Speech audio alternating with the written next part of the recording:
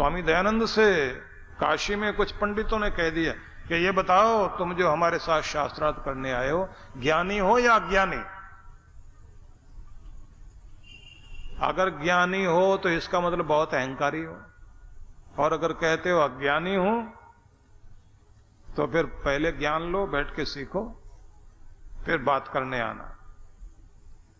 तो उन्होंने कहा, उत्तर दिया, जिन विषयों को मैं जानता हूं उसमें मैं ज्ञानी हूं, और जिन विषयों को नहीं जानता उसमें अज्ञानी हूं।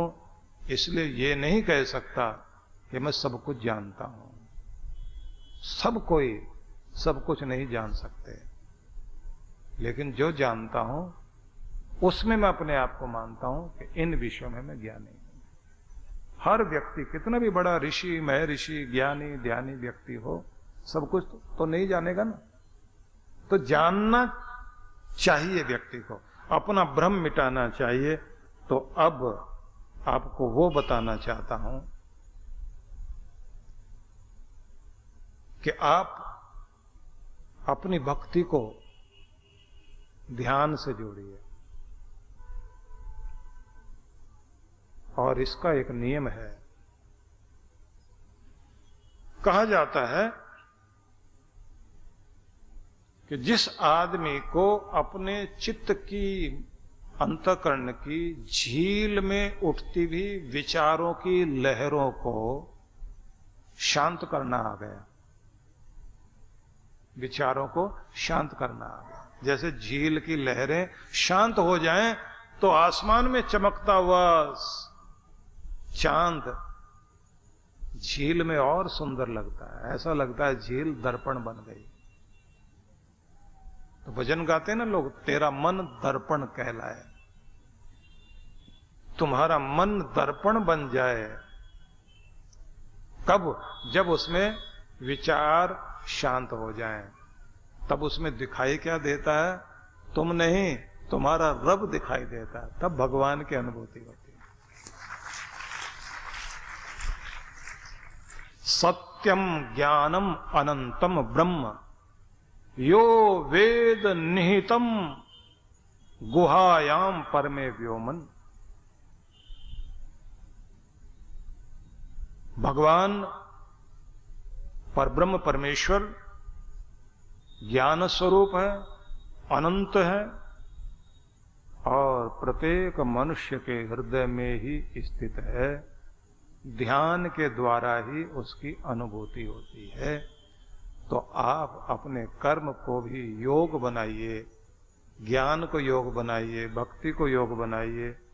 चित्त में उठती हुई विचारों की लहरों को शांत करना सीख जाइए, तो कमाल हो सकता है। शंकराचार्य ने योग दर्शन पर अपना भाष्य लिखा। तो योग दर्शन का एक सूत्र है, ध्यानाच्च।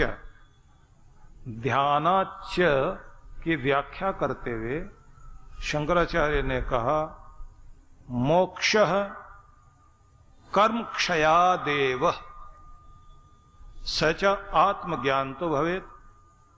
ध्यान साध्य मतम तच्च तद ध्यानम हितमात्मनः। मतलब ये मोक्ष जो है, मुक्ति तब होती है जब किसी के कर्मों का क्षय हो जाए। हम जितने भी कर्म करते हैं ना, उनके बीज हमारे अंदर रहते हैं। वो बीज आगे चलकर एक समय आता है जब पक जाते हैं, तो फिर वो किस्मत बनते हैं। और जब तक वो अपना फल ना दें तब तक वो मिटते नहीं। कोई भी चीज आप करोगे, अच्छी बुरी, उसकी जो याद होती है, वो याद स्मृति, वो बीज है। और एक दिन वो बीज फल बनकर, किस्मत बनकर सामने आता है। अगर अच्छा है हंसाएगा, खुशी देगा, बुरा है तो रुलाएगा। तो शंकराचार्य ने लिखा कि मोक्ष तब होगा जब आपके सारे कर्मों के बीज जो भी आपके चित्त पर पड़े हुए हैं उनका फल भोग कर या उन्हें क्षय करके नष्ट करके आप बिल्कुल चित्त को शांत कर लें तो आपका मोक्ष होगा। लेकिन कर्म क्षय कैसे हो? वो जो बीज हैं वो मिटे कैसे? तो उसका उत्तर दिया आत्मज्ञान तो भवेत सच्च, वह तो आत्मज्ञान से ही कर्म का क्षय होगा। बोले आत्मज्ञान कैसे होगा? उत्तर दिया ध्यान साध्य मतम तच्च, ये ज्ञान तब होगा जब आप ऐसे साधन इस्तेमाल करें कि जिससे आपका ध्यान लगे और ध्यान में जो अनुभूति अंदर हो वो आपके अंदर आत्मज्ञान को पैदा करेगी। आत्मज्ञान के द्वारा आपके अंतःकरण में पड़े हुए कर्मों के बीज नष्ट होंगे और उससे सदा के लिए आपके दुखों का नाश हो जाएगा। उसी को मुक्ति कहते हैं। आगे उन्होंने कहा तच्च तद ध्यानम हितमात्मनः, इसलिए हर किसी के लिए हितकारी भला करने वाली कोई चीज अगर है तो ध्यान है, ध्यान करो। और मैंने आपसे कहा था कि आप कुछ भी करते हैं उसमें ध्यान बन जाए, वो आपका भोजन ध्यान बने, कर्म ध्यान बने। हम लोग हिमाचल में हर वर्ष एक ध्यान का कैंप लगाते हैं जिसमें एक ध्यान की विधि होती है जिसको बोलते हैं डिवाइन ब्लिस मेडिटेशन। उसमें सिखाया जाता है कि चलते फिरते भी ध्यान, उठते बैठते ध्यान। आप की दृष्टि भी कहीं पड़ रही है, उसे ध्यान बनाओ। एक विधि सिखाई जाती है क्षण क्षण में जीना, क्योंकि उसमें यह बताया जाता है कि जिंदगी बीते हुए कल में नहीं है, वो तो बीत गया। जिंदगी आने वाले कल में भी नहीं है, वो अभी आया नहीं। जिंदगी उस क्षण में है जो अभी चल रहा है, उसमें ध्यान जोड़ दो, उसे आनंद बना लो, उसमें आप स्थिर हो जाओ, आपकी जिंदगी में रस बहना शुरू हो जाएगा। तो वहां ये सिखाया जाता है कि ये कहने से नहीं आएगा, इसकी अनुभूति करनी है। कैसे करनी है? बस यहीं से गुरु की भूमिका शुरू होती है। इसलिए कहा जाता है हर एक व्यक्ति को अपनी जिंदगी में देर नहीं करनी चाहिए, गुरु और गुरु की शरणागति। क्योंकि गुरु है तो जिंदगी शुरू है, वहीं से जीवन की शुरुआत मानी जाती है, जहां जीवन में गुरु आ जाता है, कोई आपको सिखाने वाला, भगवान से जोड़ने वाला। जब पहले दांत आते हैं, कच्चे दांत जीवन भर नहीं टिकते, उनसे काम नहीं चलता। तो दूसरे दांत जब आ जाते हैं वो जीवन भर टिकते हैं, उन्हीं से आपका काम चलता है। तो उन दांतों को जो दूसरे आ जाते हैं, पक्के वाले दांत जब आ जाते हैं, उनको बोलते हैं द्विज। तो दो जन्म हो गए, पहला जन्म कच्चा था, अब दूसरा जन्म पक्का हो गया। ऐसे हर आदमी की जिंदगी में एक द्विज वाली स्थिति आती है कि पहला जन्म तो मां बाप ने दे दिया, दुनिया ने तुम्हें जहां जाके खड़ा कर दिया, वो तो पहला जन्म है। एक दूसरा जन्म होना चाहिए जब आपकी जिंदगी में आध्यात्मिकता जाग जाए, भक्ति जाग जाए, सत्कर्म जाग जाए, मनुष्यता जाग जाए, इस समाज से ऊपर उठकर जीने लग जाओ। आप मोह ममता से ऊपर उठ जाओ, सच्चे प्रेम वाले हो जाओ, भक्ति वाले हो जाओ। जब आपके हृदय में परमात्मा का प्रेम उतरने लग जाए, तब माना जाता है दूसरा जन्म शुरू हो गया, तब आप द्विज कहलाते हैं। तो गुरु उस ध्यान वाली स्थिति को देता है और तब वो सिखाता है आपको कि बेखबर होने वाली स्थिति में पहुंचो। पूछा कि भगवान तू मिल नहीं रहा, मिलेगा कैसे? तो आवाज आई, मैं वहां हूं ऐ मेरे हमदम, मुझे प्यार करने वाले मेरे प्यारे, मैं वहां हूं जहां से ऐ मेरे हमदम खुद को खुद की खबर नहीं रहती, बस मैं वहां हूं जहां तो खुद को भुला देगा, तुझे खुद की खबर नहीं रहेगी, होश नहीं रहेगी, खुद को भूल जाएगा, खुद में मिट जाएगा। जब तेरे अंदर ऐसी अनुभूति हो, विचार कोई भी नहीं, मन शांत और अंदर रस लेते हुए खुद की होश ही नहीं है, आनंद में बैठा हुआ है, जा सारी दुनिया अंदर से चली गई, कोई विचार नहीं, दुनिया की कोई भावना नहीं, तब दुनिया का मालिक आपसे मिलने के लिए आपके हृदय में अपनी अनुभूति कराता है, तब वो आता है। लेकिन इसके लिए एक काम करना चाहिए, हर जगह भगवान को अनुभव करो। कौन है गुलशन में कि जिस गुलशन में तू रोशन नहीं है? कौन वह गुल है जिसमें तेरी खुशबू नहीं है? जिधर देखें भगवान की अनुभूति।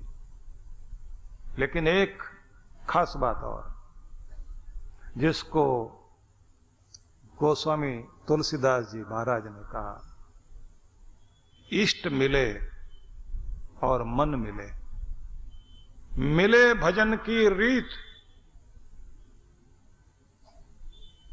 एक एक शब्द पर ध्यान देना, इष्ट मिले, मन मिले और मिले भजन की रीत, तुलसी ऐसे जीव से हटकर कीजिए प्रीत। जिस आदमी से मिलने से आपको इष्ट की ओर, प्रभु की ओर जाने में मदद मिलती हो, जिससे आपका मन मिलता हो, जिससे आपके भजन पूजन का तरीका मिलता हो, जो आपको भटकाव में ना ले जाए, भजन में ले जाए, सत्संग में ले जाए, प्रभु से जोड़े, सत्संग कराए, सत्कर्म कराए, अच्छी तरफ ले जाए, और मन का प्यारा, और जो भजन की रीत भी ऐसी बना दे, एक ही टोन में दोनों आ जाएं और अपने ईश्वर की ओर, चलो तीर्थ में चलते हैं, चलो कैंप लगने वाला ध्यान का ऋषिकेश में, वहां चलते हैं। पूर्णिमा के, कार्तिक पूर्णिमा पर गंगा में डुबकी भी लगाएंगे, यज्ञ भी होगा, ध्यान भी होगा, भजन भी होगा, तीर्थ दर्शन भी होगा। तो ऐसा मौका मिल जाए, चलो मिलकर चलते हैं। काम तो दुनिया के होते रहेंगे, लेकिन परमात्मा का कार्य करना, ये अवसर जब मिले, इससे बड़ा भाग्य ही क्या। जो लेकर चले और आपको प्रेरित करे तो समझ लेना चाहिए, ऐसा जो आदमी मिलता हो, गोस्वामी तुलसीदास जो कह रहे हैं, ऐसे जीव से हटकर कीजिए प्रीत। जिद करके भी कुछ भी करना पड़े, ऐसे से दोस्ती गांठो, ऐसे को दोस्त बनाओ जो भगवान से जोड़े, जो आपको परमात्मा से मिलाए।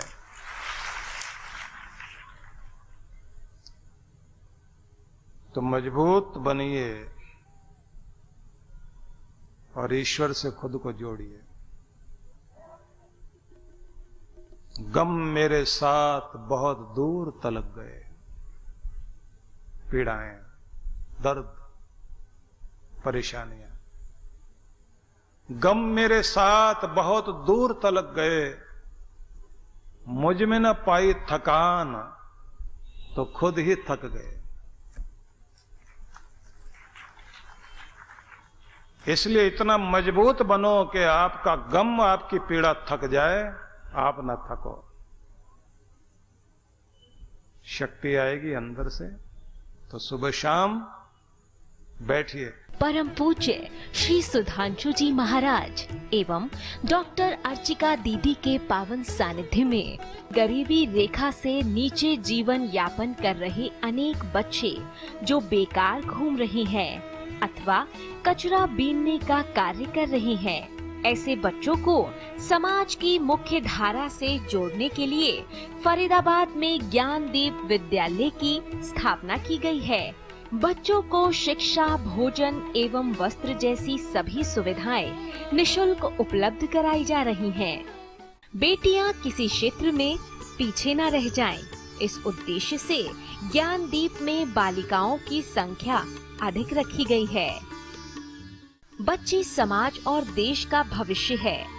इनके उत्थान के लिए यदि आप भी बाल विकास योजनाओं में अपना सहयोग देना चाहते हैं तो ऑनलाइन डोनेशन के लिए लॉगिन करें www.vishwajagratimission.org।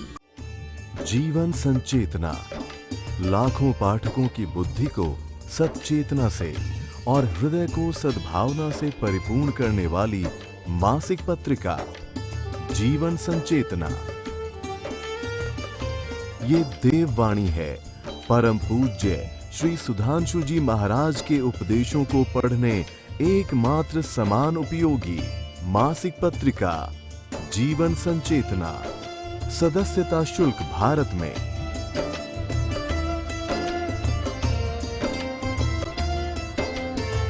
सदस्यता शुल्क विदेश में।